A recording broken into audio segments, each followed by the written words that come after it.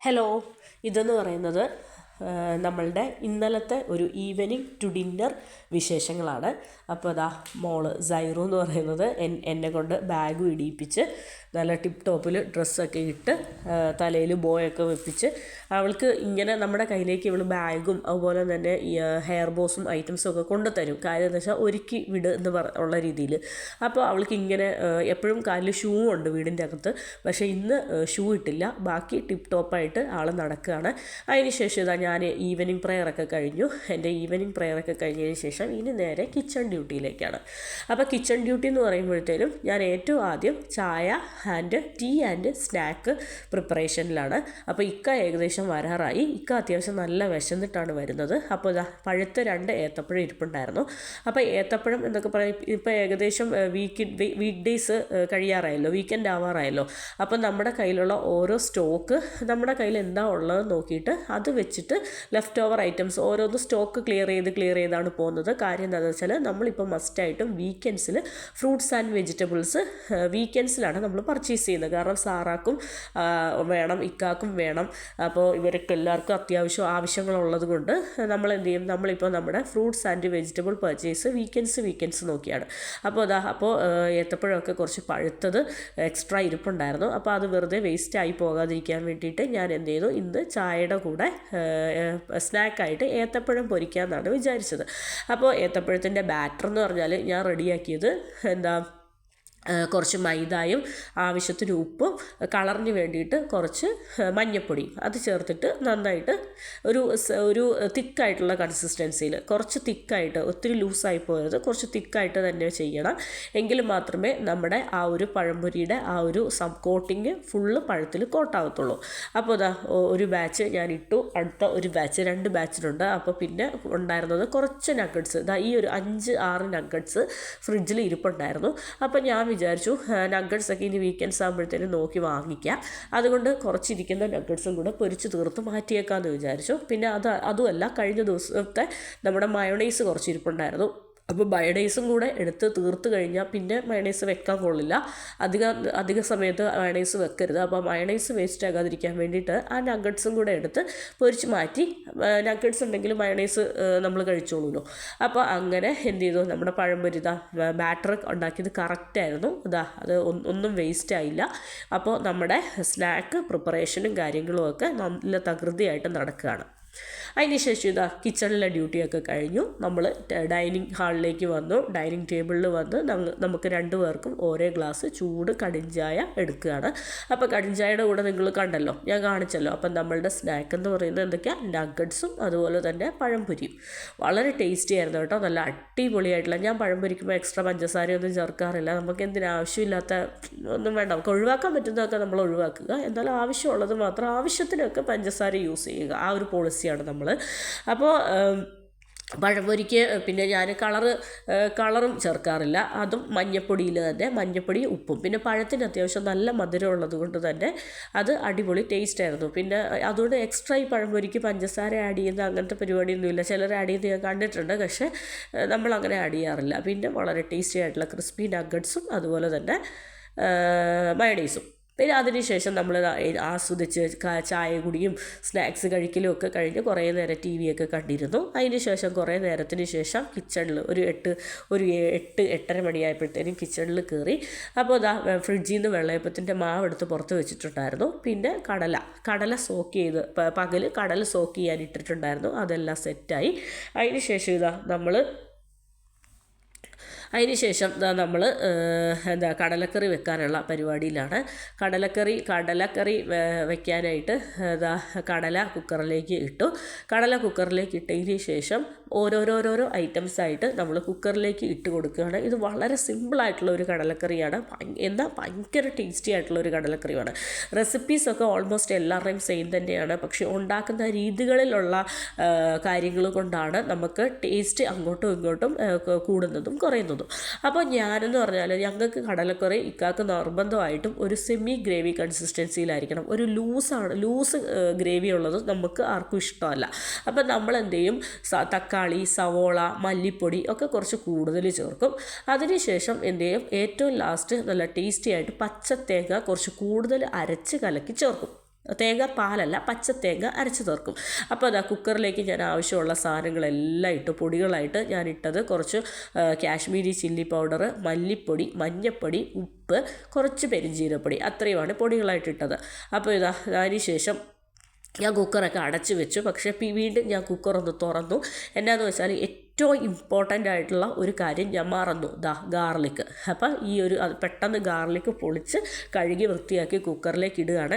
എനിക്ക് ഭയങ്കര നിർബന്ധമാണ് കടല, പയറ്, പരിപ്പ്, ഇതുപോലെയുള്ള ഗ്യാസ് ഉള്ള ഐറ്റംസ്, എല്ലാ ഐറ്റംസിനും ഞാൻ ഒരു കുടം വെളുത്തുള്ളി നിർബന്ധമായിട്ടും ഇട്ടിരിക്കും.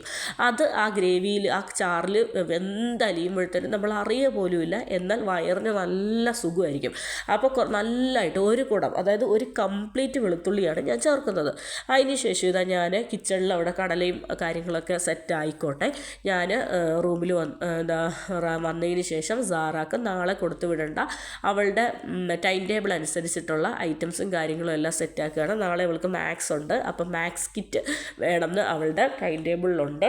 അപ്പം മാത്സ് കിറ്റ് മാത്സ് കിറ്റ് എന്ന് പറയുമ്പോൾ കുട്ടികൾക്ക് നമ്പർ പഠിക്കാനും അതുപോലെ തന്നെ കൗണ്ടിങ്, അതുപോലെ തന്നെ അങ്ങനെയുള്ള മാത്സ് പരമായിട്ടുള്ള ഒരുപാട് കാര്യങ്ങൾക്ക് വളരെ യൂസ്ഫുള്ളാണ് ഈ മാത്സ് കിറ്റ് എന്ന് പറയുന്നത്. അപ്പം നമുക്ക് എനി ഐറ്റംസ് മിസ്സ് പറഞ്ഞിട്ടുള്ള കുറച്ച് ഐറ്റംസ് ഒക്കെ അതിൻ്റെ കളക്ട് ചെയ്ത് ഇങ്ങനെ അത് വെച്ചേക്കുകയാണ്. അപ്പം മാത്സ് ഉള്ള ദിവസങ്ങളിൽ മാത്സ് കിറ്റ് ക്ലാസ്സിൽ കൊടുത്തു വിടണം. അങ്ങനെയാണ്. അപ്പോൾ ഞാൻ കിച്ചണിലേക്ക് തിരിച്ചു വന്നു. അപ്പോൾ നമ്മുടെ വിസിലൊക്കെ നന്നായിട്ട് വിസിലൊക്കെ കേട്ടു. ആവശ്യത്തിന് നമ്മുടെ കടലയൊക്കെ നല്ല അടിപൊളിയായിട്ട് വെന്തു. വെളുത്തുള്ളിയൊക്കെ നല്ല വെന്ത് അലിഞ്ഞു. ഭയങ്കര ടേസ്റ്റാണ്. വെളുത്തുള്ളിയൊക്കെ ഇഷ്ടമുള്ളവർ കേട്ടോ, വെളുത്തുള്ളിയുടെ ഇഞ്ചിയുടെ ഒന്നും ഫ്ലേവർ ഇഷ്ടമില്ലാത്തവരോട് ഞാൻ പറഞ്ഞിട്ട് കാര്യമില്ല. വെളുത്തുള്ളിയൊക്കെ ഇഷ്ടമുള്ളവർ കടലക്കറിയിലും പയർ കറിയിലും പരിപ്പിലൊക്കെ നന്നായിട്ട് വെളുത്തുള്ളി ഇടുക.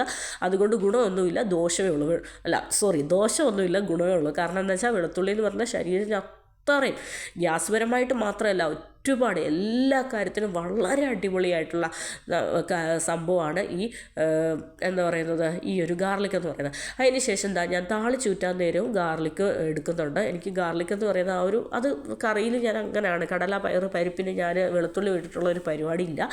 എണ്ണ ഒഴിച്ചതിന് ശേഷം എണ്ണ ചൂടാവാൻ വേണ്ടി വെയിറ്റിങ്ങിലാണ്. അതിന് ശേഷം നമ്മൾ ഇന്ന് കടലക്കറിക്ക് അരയ്ക്കാനുള്ള തേങ്ങ ഫ്രിഡ്ജിൽ നിന്ന് എടുത്ത് പുറത്തേക്ക് വെച്ചതാണ്. എണ്ണയൊക്കെ ചൂടായതിന് ശേഷം കടുക് പൊട്ടിച്ചു. അതിന് ശേഷം കുറച്ച് കൂടുതൽ കൊച്ചുള്ളിയും അതുപോലെ തന്നെ ഗാർലിക്കും ഞാൻ കുറച്ച് കൂടുതൽ നേരം ഒന്ന് റെഡിയാക്കുന്നുണ്ട്. എന്ന് വെച്ചാൽ ചെറിയൊരു സെമി ബ്രൗൺ കളർ വരണം. ബ്രൗൺ കളർ വന്ന് അതിന് ശേഷം താളിച്ചൂറ്റി കുക്കറിലേക്ക് താളിച്ചൂറ്റുമ്പോഴത്തേനാണ് ആ ഒരു ടേസ്റ്റ് എന്ന് പറയുന്നത്. പിന്നെ അതിന് ശേഷം താളിച്ചൂറ്റിയതിന് ശേഷം ഫ്ലെയിം ഓഫാക്കി ഓടരുത്. അപ്പോൾ ഫ്ലെയിം ഓഫാക്കി പോകരുത്. കാര്യം എന്താണെന്ന് വെച്ചാൽ അത് ലോ ഫ്ലെയിമിലിട്ട് ആ താളിച്ചൂറ്റിയ ഐറ്റംസൊക്കെ ആയിട്ട് കുറേ നേരം കിടക്കണം. എങ്കിലേ ആ ഫ്ലേവറൊക്കെ ഇറങ്ങി കറിക്ക് കൂടുതൽ ടേസ്റ്റ് വരത്തുള്ളൂ. അപ്പോൾ ഇങ്ങനെ വളരെ ഡീറ്റെയിൽഡായിട്ട് കുക്ക് ചെയ്യാൻ വേണ്ടിയിട്ടാണ് ഞാൻ എൻ്റെ ഡിന്നറിൻ്റെ ഒപ്പം തന്നെ ബ്രേക്ക്ഫാസ്റ്റിൻ്റെ കറികൾ ഇപ്പോൾ സെറ്റാക്കുന്നത്. എനിക്ക് ഇത്രയും ഡീറ്റെയിൽ ആയിട്ട് ബ്രേക്ക്ഫാസ്റ്റ് പ്രിപ്പയർ ചെയ്യാനുള്ള ഒരു ടൈമും കാര്യങ്ങളൊന്നും ഇല്ല. ഇപ്പം തന്നെ ഞാൻ ഓൾറെഡി ഒരു 4:30 എഴുന്നേൽക്കുന്നത്. കാര്യം എന്താ വെച്ചാൽ സാറാടെ സ്നാക്ക് ബോക്സ്, ഇക്കാക്ക് ബ്രേക്ക്ഫാസ്റ്റ്, ഇക്കാടെ ലഞ്ച് ബോക്സ്. ഇപ്പോൾ 4:30 മുന്നേ എഴുന്നേൽക്കാനുള്ള കപ്പാസിറ്റി നമ്മളെ കൊണ്ടില്ല. അപ്പം അതുകൊണ്ട് തന്നെ ബ്രേക്ക്ഫാസ്റ്റിൻ്റെ സംഭവങ്ങളൊക്കെ ഞാൻ രാത്രി തന്നെ ഡിന്നറിൻ്റെ സമയത്ത് തന്നെ സെറ്റാക്കിയിട്ടാണ് കിടക്കുന്നത്. അപ്പോൾ നമ്മുടെ ഗാർലിക് നമ്മുടെ ഉള്ളിയും അത്യാവശ്യം നന്നായിട്ട് ഫ്രൈ ആയിട്ടുണ്ട്. ഇനി അത് നല്ല വെളിച്ചെണ്ണയിൽ തന്നെ നിങ്ങൾ മാക്സിമം താളിച്ചൂറ്റലൊക്കെ വെളിച്ചെണ്ണയിൽ തന്നെ ചെയ്യാൻ നോക്കുക. കാരണം വളരെ കുറച്ച് എണ്ണയുടെ ആവശ്യമേ ഉള്ളൂ. വെളിച്ചെണ്ണയിൽ ചെയ്യുമ്പോഴത്തേനും കറിക്കും ഒരു പ്രത്യേക ടേസ്റ്റാണ്, അടിപൊളി ടേസ്റ്റാണ്. അപ്പോൾ നമ്മളിത് താളിച്ചൂറ്റിയതിന് ശേഷം കുറച്ച് കൂടുതൽ നേരം ലോ ഫ്ലെയിമിലിരിക്കുക. ഞാൻ പറഞ്ഞില്ല, നമുക്കെന്ന് പറഞ്ഞാൽ കറി എന്ന് പറയുന്നത് സെമി ഗ്രേവി ആയിരിക്കണം. അപ്പോൾ ഇപ്പോൾ കറി ഇച്ചിരി ലൂസ് കൺസിസ്റ്റൻസിയാണ്. അപ്പോൾ നമ്മളിത് കുറച്ച് നേരം ലോ ഫ്ലെയിമിൽ ആ ഒരു ഫ്ലേവറൊക്കെ ഇറങ്ങി വെന്ത് അതെന്ത് ചെയ്യും, ആ ഒരു സെമി ഗ്രേവി കൺസിസ്റ്റൻസി ആകുമ്പോഴത്തേനും മാത്രമേ നമ്മളിത് ഓഫാക്കത്തുള്ളൂ. നമ്മൾ എല്ലാം അങ്ങനെ തന്നെയാണ്. നമ്മൾ ചിക്കൻ ആണെങ്കിലും മട്ടൺ ആണെങ്കിലും ബീഫ് ആണെങ്കിലും ഒന്നും ഒഴുക്കൻ പരുവത്തിലല്ല, ഒരു സെമി ഗ്രേവി. അപ്പോൾ സൈറുവിന് വേണ്ടിയിട്ട് ഫുഡ് കൊടുക്കാനുള്ള നേരമായി. അവൾക്ക് വേണ്ടി ചോറും പംകിനും ക്യാരറ്റ് വേവിച്ചതുമാണ്. സൈറൂന് വേണ്ടി കൊടുക്കാൻ പോകുന്നത്. സാറാമോളെന്ന് പറയുന്നത് ഉറങ്ങി, അവൾ സന്ധ്യയ്ക്ക് തന്നെ ഉറങ്ങി. ഞാൻ ഭാഗ്യത്തിന് അവൾ ഉറങ്ങിയതൊരു 7 മണിയൊക്കെ ആയപ്പോഴാണ്. അവൾക്കൊരു 6:30 ഒക്കെ ആയപ്പോഴത്തേനും ഞാൻ കഞ്ഞി കൊടുത്തായിരുന്നു, ചമ്മന്തിപ്പൊടി ഉപ്പും ചേർത്ത് കഞ്ഞി കൊടുത്തായിരുന്നു. അപ്പോൾ അവൾ ഇനി നാളെ രാവിലെ എഴുന്നേൽക്കത്തുള്ളൂ. കാരണം അവൾ ഏർലി മോർണിംഗ് ഒരു 5:30 ആകുമ്പോൾ എണീക്കുന്നത് കൊണ്ട് കൊച്ചു ഓട്ടോമാറ്റിക്കലി ഒരു 6:30, 7 ആകുമ്പോൾ ഉറങ്ങുന്നുണ്ട്. അപ്പോൾ നമ്മൾ നല്ല പച്ചത്തേങ്ങ, ഒരു പിടി പച്ചത്തേങ്ങ നന്നായിട്ട് അരച്ച് അത് കടലക്കറിയിലേക്ക് ചേർത്തു. ഇനിയും ഫ്ലെയിം ഓഫ് ആക്കരുത്, അത് കുറേ നേരം ഇരിക്കണം. ഇരുന്നിട്ട് അത് നന്നായിട്ട് എന്താ പറയുക, നമ്മുടെ റെസിപ്പീസൊക്കെ ഓൾമോസ്റ്റ് സെയിം ആണ് അല്ലേ. ഇപ്പോൾ കടലക്കറി, കിഴങ്ങറി, ചിക്കൻ കറി എല്ലാവരുടെയും റെസിപ്പി എന്ന് പറയുന്നത് ഓൾമോസ്റ്റ് സെയിം ആണ്. പക്ഷേ ഓരോരുത്തരുടെ വെക്കുന്ന രീതി, നമ്മൾ ധൃതി വെച്ച് ഹറിബറി എന്നൊക്കെ വെച്ച് കഴിഞ്ഞാൽ നമ്മുടെ കറിക്ക് ഒരു ടേസ്റ്റും ഉണ്ടാകത്തില്ല. എന്നാൽ എല്ലാ ഇൻഗ്രീഡിയൻസ് ഒക്കെ ഇടേണ്ടതൊക്കെ ഇട്ടു, ഞാനെല്ലാം ഇട്ടിട്ടുണ്ട്. പക്ഷേ എന്ന് വെച്ചാൽ ഞാനിട്ടത് തന്നെയാണല്ലോ ആ രുചിയുള്ള ആ കറിയിടതും എന്ന് വിചാരിച്ചാൽ നമ്മൾ ക്ഷമയോടുകൂടി നമ്മൾ സമാധാനമായിട്ട് ശാന്തമായിട്ട് എൻജോയ് ചെയ്ത് കുക്ക് ചെയ്യുക. നമ്മൾ ധൃതി വെച്ച് നല്ല പടപടപടപടാന്ന് കുക്ക് ചെയ്ത് കഴിഞ്ഞാൽ നമ്മുടെ കറിക്ക് ഈ പറയുന്ന രുചിയും മണവും ഫ്ലേവറും ഒന്നും ഉണ്ടാവത്തില്ല. അതിനുശേഷം കുക്കിങ്ങും കാര്യങ്ങളും ഒക്കെ ഒന്ന് സൈഡാക്കിയതിന് ശേഷം സാറാക്ക് കുറച്ച് വർക്കുണ്ടായിരുന്നു. അവൾക്ക് സ്ക്രാപ്പ് ബുക്ക് എന്ന് പറഞ്ഞൊരു ബുക്കുണ്ട്. ആ ബുക്കിൽ കുറച്ച് കാര്യങ്ങളും ഒക്കെ ഒട്ടിച്ചു വിടണം. ERH എന്ന് പറയുന്ന ലെറ്റേഴ്സിലുള്ള കുറച്ച് ഇമേജസ്. അപ്പോൾ ഇക്ക ഓടിപ്പോയി, ഇക്ക പെട്ടെന്ന് പോയിട്ട് പ്രിൻ്റ് ഔട്ട് എടുത്തുകൊണ്ട് വന്നു. ഞാനത് എന്ത് ചെയ്തു, കട്ട് ചെയ്ത് സൂപ്പർ ഗ്ലൂ ഒക്കെ വെച്ചിട്ട് ചെയ്തു. അപ്പോൾ സാറ ഇപ്പോൾ ഉറക്കമാണ്. നാളെ രാവിലെ എഴുന്നേറ്റിട്ടാണ് മോളെ ആ ഒരു ഇമേജസ് എന്തൊക്കെയാണെന്നുള്ളത് പഠിപ്പിക്കുന്നത്. അപ്പോൾ ERH വെച്ചിട്ടുള്ള കുറച്ച് പിക്ചേഴ്സ്. അപ്പോൾ അതിനുശേഷം ഇതാണ് ഞാൻ വീണ്ടും എൻ്റെ വർക്കൊക്കെ കഴിഞ്ഞു. എൻ്റെ സാറാക്ക് കൊടുത്തു വിടേണ്ട ഹോംവർക്കും കാര്യങ്ങളൊക്കെ ഞാൻ ചെയ്തു വെച്ചു. അത് നമ്മൾ പാരൻസാണ് അത് കട്ട് ചെയ്യുകയും ഒട്ടിക്കുകയും ചെയ്യേണ്ടത്. കുട്ടികളെ അത് പറഞ്ഞ് പഠിപ്പിച്ച് വിടുക, അതാണ് കുട്ടികളെ കൊണ്ട് ചെയ്യിപ്പിക്കേണ്ടത്. അപ്പോൾ ഇതാ നമ്മുടെ കടലക്കറി ഓൾമോസ്റ്റ് ഇതാണ് നമ്മുടെ കൺസിസ്റ്റൻസി. അപ്പോൾ കുക്കറിൽ നിന്ന് മാറ്റി ഞാൻ പാനിലേക്കാക്കി. ഇതാണ് ഞങ്ങളുടെ കടലക്കറിയുടെ പരിവം. ആ ഒരു എല്ലാം മാറിയില്ല, ലുക്കേ മാറി. അപ്പോൾ അതിന് ശേഷം ഇതാ വെള്ളയപ്പം, നല്ല ചൂട് വെള്ളയപ്പം ചുട്ടു. അതിനുശേഷം ഈവനിങ് കടിച്ചായ കുടിച്ചെങ്കിൽ പോലും ഞങ്ങൾക്ക് രാത്രി ഡിന്നറിന് കടിച്ചായുടെ ഒരു ശീലമില്ല. പക്ഷെ വളരെ ടേസ്റ്റി ആയിട്ട് അടിപൊളി കടലക്കറിയും വെള്ളയപ്പവും കണ്ടപ്പോൾ ചൂട് കടിച്ചായും കൂട്ടി കഴിക്കാനായിട്ട് ഒരാഗ്രഹം തോന്നി. അങ്ങനെ എന്ത് ചെയ്തു, പെട്ടെന്ന് 2 പേർക്കും ഓരോ ഗ്ലാസ് കടിച്ചായും കൂടെ വെച്ചു. അപ്പോൾ സൈറൂന് നമ്മൾ കുറുക്ക് കൊടുത്തു, സാറാക്ക് കഞ്ഞിയൊക്കെ കൊടുത്ത് സാറായും ഉറങ്ങി. സൈറു ഇത് ഇതിലേക്ക് നടപ്പുണ്ട്. അവൾ നമ്മുടെ കൂടെ ഉറങ്ങത്തൊക്കെ ഉള്ളൂ. പക്ഷേ സാറ മോള് ഇപ്പോൾ സ്കൂളിൽ ടൈം ടേബിൾ ആ ഒരു രീതിയിൽ അവൾ ഫോളോ ചെയ്ത് അവളുടെ റുട്ടീനൊക്കെ ഇപ്പോൾ കറക്റ്റാണ്.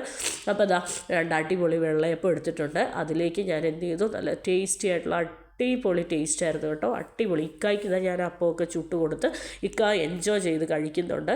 ഞാൻ എൻ്റെ ഡിന്നർ എടുത്തു. വളരെ ടേസ്റ്റി ആയിട്ടുള്ള അടിപൊളിയായിട്ടുള്ള ഡിന്നറായിരുന്നു കേട്ടോ.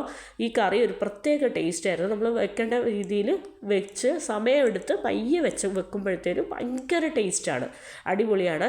അപ്പോൾ ഈ വീഡിയോയിൽ ഞാൻ ഷെയർ ചെയ്തത് നമ്മുടെ ഈവനിങ് ടു നൈറ്റ് വിശേഷങ്ങളായിരുന്നു. നമ്മുടെ ഈവനിങ് സ്നാക്ക് ആൻഡ് ടീ വിശേഷങ്ങളും അതുപോലെ തന്നെ നമ്മുടെ ഡിന്നർ വിശേഷങ്ങളും. അപ്പോൾ എന്താണ്, ഞാൻ എൻ്റെ വീഡിയോസിൽ കൂടുതലായിട്ട് പ്രയോറിറ്റി കൊടുക്കുന്നത് ഫുഡിനാണ്. കാരണം ഇത് എൻ്റേന്ന് പറയുന്നത് ഒരു ഫുഡ് ചാനലാണ്, ഒരു കുക്കിംഗ് ചാനലാണ്, ഒരു ഫുഡ് ചാനലാണ്.